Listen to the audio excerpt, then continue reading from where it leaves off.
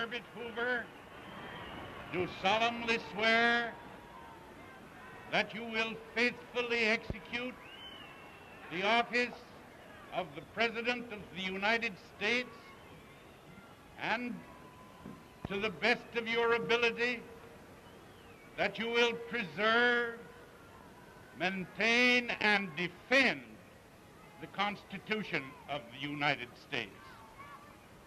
I do.